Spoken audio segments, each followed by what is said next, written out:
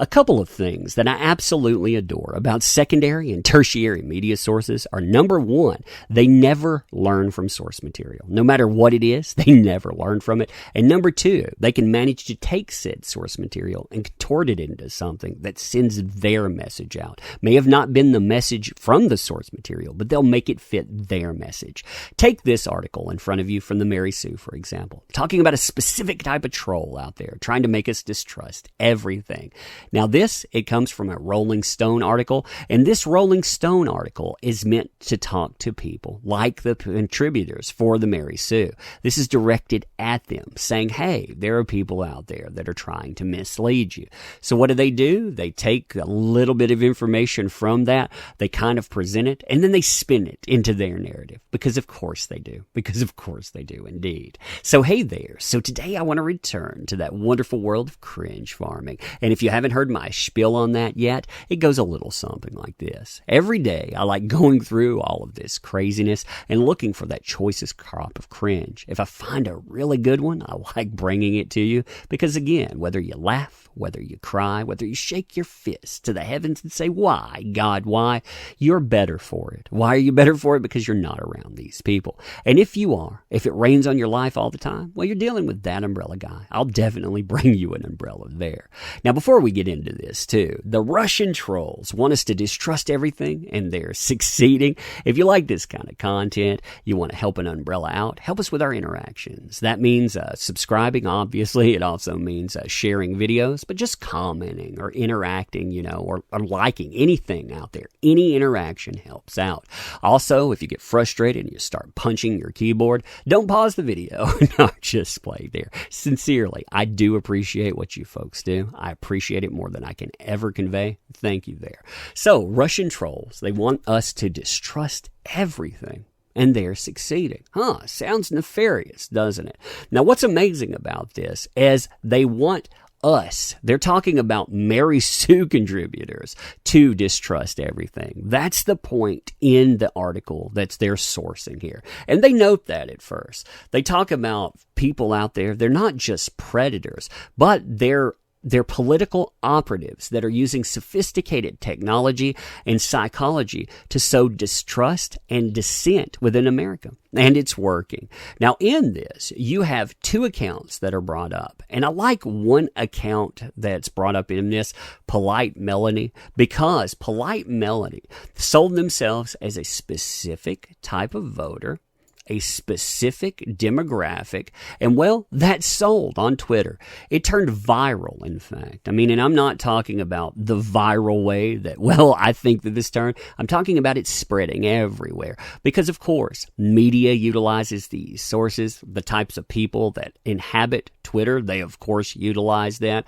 And what it does is it goes out and it pushes cultural stress points, as they know, but also it affirms their echo chamber. Isn't that lovely? Now, in this, you can see what type of stuff that these accounts push, too. My cousin is studying sociology in university. Last week, she and her classmates polled over 1,000 Christian conservatives. What would you do if you discovered your child was a Homo sapien? 55% said they would disown them and force them to leave their home. Derp, derp, derp. Isn't that funny?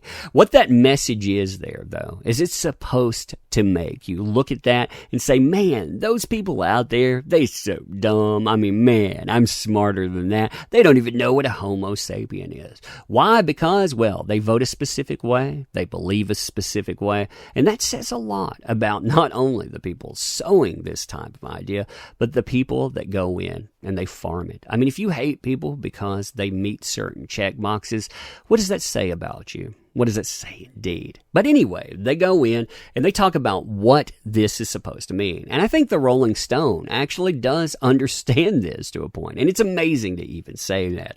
Melanie was selling disgust. The Russians know that in political warfare, disgust is a more powerful tool than anger.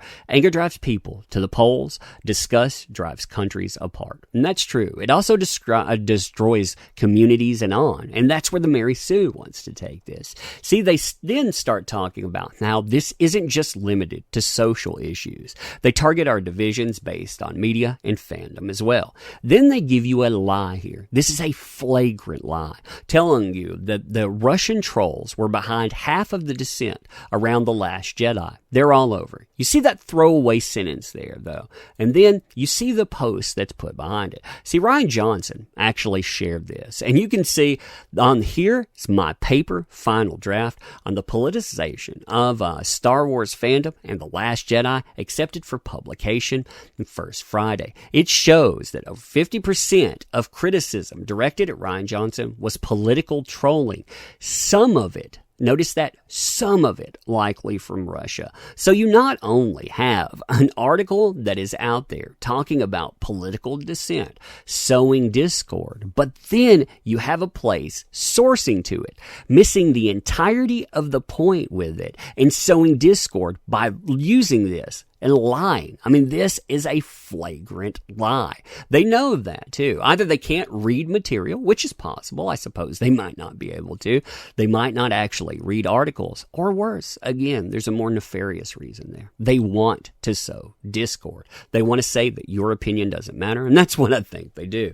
They go out and they say, yeah, it's working too. I'm so used to seeing immediate anger and distrust on social media that it's nearly a cliche, but a depressing one. The bots may be fanning the flames, but it's a bonfire that fandom, politics, and influencer culture all add to. Now, what do you think you added to this, Mary Sue? I mean, when again, you took an article that is again about a specific point that should be made. You can see the examples. Like I said, you can go through here talking about Warwick Dunn, talking about how he built himself up, all the stuff that went on, how they promote. When you take an article telling you this kind of distrust, this kind of use, spinning it into something like The Last Jedi, I think that says something about you. What did you add that was better or different? So anyway, I'm going to leave you with that. I'm curious. What do you think about this? And again, I thought that the Rolling Stone put together a fascinating article. So of course, I'm sure they're going to catch flack for it because it's intended for the wrong people. But anyway, you tell me what you think about it. Closing too, I want to thank you for showing up. Thank you for participating. You make these endeavors possible. That's what all these folks out there forget. While they're aiming stuff like this at you, these folks oftentimes are paid to sow discord. That's the ugly thing about it,